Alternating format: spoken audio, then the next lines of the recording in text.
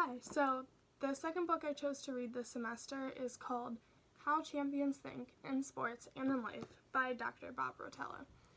I initially chose this book because it was recommended to me by my dad when I first started getting interested in sports psychology. He had read pretty much all of his books before I did, trying to better his golf game, and he highly recommended any of these, so I figured starting with this one would be the best. And I have completely fallen in love with Dr. Bob Rotella's writings. I think he writes just so simply and puts it in terms that are easy to understand but aren't dumbed down. So you can learn so much from, 300 pages of writing and not have to look up a word every 2 sentences. So I think the biggest idea in this book is what separates exceptional people from normal people.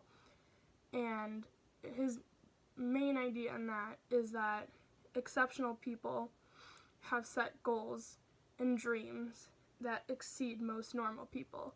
So individuals will create their reality. So you shouldn't limit your dreams because rarely people exceed the goal that they set for themselves. And I think a good example of this to explain it more is Tiger Woods. At the beginning of his career, publicly he stated that his goal was to break Jack Nicklaus's record of 18 majors. And that seemed crazy at the time because it was a big feat and it seemed unrealistic and not plausible. So it was a big move to state that publicly. Now, Tiger only has 14 majors, but it only should not be used in that statement because only 14 means he has the second highest amount of major wins. Players nowadays don't state goals like that, attempting to seem more realistic, and so it doesn't seem like they failed. And that's why I don't think anyone, and Bob Rotella doesn't think anyone's been able to touch Tiger because they're not willing to dream that high or seem unrealistic. And when you aim high, you have a chance of being great. Even your failures will be better than most people's bests. So Tiger's so-called failure is better than literally everybody except for one person's best. So I think that's just a good way of summing up how you create your own reality. Bob Rotella said in the book, I think if Jack Nicklaus had won 25 majors, Tiger would have 20 by now. It's just setting your goal and trying to reach it. You're gonna get close to it. There was a really good quote in the book. It said, the ability to take a dream and use it to create a process is what separates exceptional people from mere dreamers. So it's not just good enough to dream high and hope it will work out. Bob Rotella admits to that. You have to be able to take that dream and break it up into smaller, more realistic things to be able to reach that higher.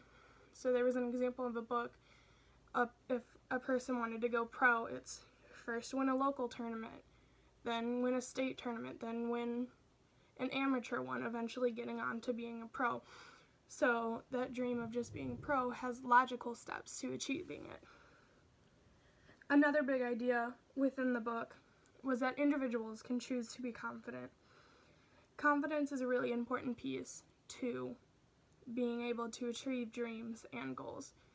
And most people assume that you gain confidence through outside things. So pros gain confidence from winning tournaments.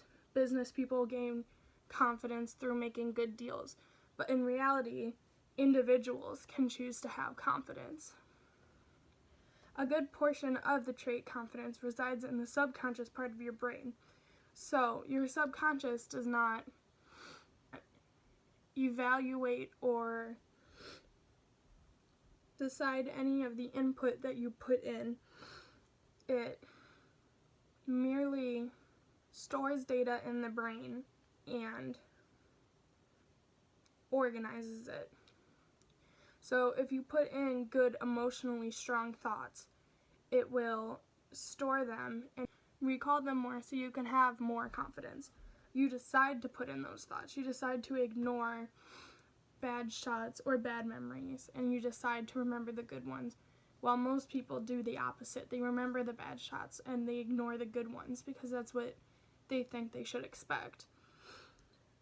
A good example of this is Jack Nicklaus. He spoke at a Georgia Tech banquet, and he stated at the end of it that he never three-putted on the 72nd hole green during a tournament. A person at the end of it during the question portion stood up and said, "Jack, that's not true. I remember Jack Nicklaus cut him off and said, 'No, I never three-putted on the last hole of a tournament or missed inside of 3 feet.'" Now, while that seems like he's in denial or that is cocky, in reality, he's just forgetting his mistakes. Bob Rotella said when he worked with him, Jack Nicklaus said that he imagines every single hole, he imagines every single putt going into the hole before he goes up and hits it. So in reality, in his mind, he had never missed a putt. There was a quote in there that explains this. "Thinking correctly will separate the individual from the average person." So with these good thoughts, with putting in correct imagery and stuff like that, it will separate you from the average person and can help you become a champion. I actually, like I said before, I started reading this book in August, eventually giving it up because I just didn't have time to read it during that. But I had read 2 chapters in where this first confidence piece is introduced, and I decided to try to put it to use. So my first high school tournament, it was my first varsity tournament. I was our 4th player, so my score would be counting, and I was extremely nervous going into it, but I decided to just fake confidence, go into my group, assuming that I could beat everyone, and just see what happens. And I held true to that, and when I did, I ended up shooting an 84, which is about 10 strokes off of my average, and was the first time that I had broken 90. And I completely attribute that to that confidence piece. I just went up there and tried to play my best game. And because I had that confidence, or really it wasn't even confidence, I just faked it, I was able to shoot 10 below my average.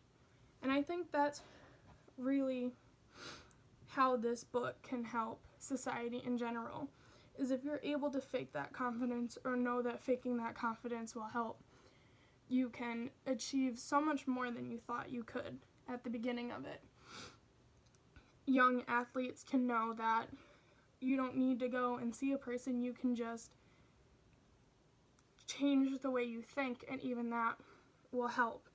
Or older adults can know that just not giving up on your dreams and continuing to work on it will help overall. I think that this book was amazing, and it was really good as a way of changing the way you think and attempting to revamp your entire life can really just improve some small aspects of it. I think this book can really help. It wasn't self-help because it had case studies in it and actual scientific findings in it, but I think in some ways it was a self-help book because you can apply some of the things he talked about to your life to be able to improve it.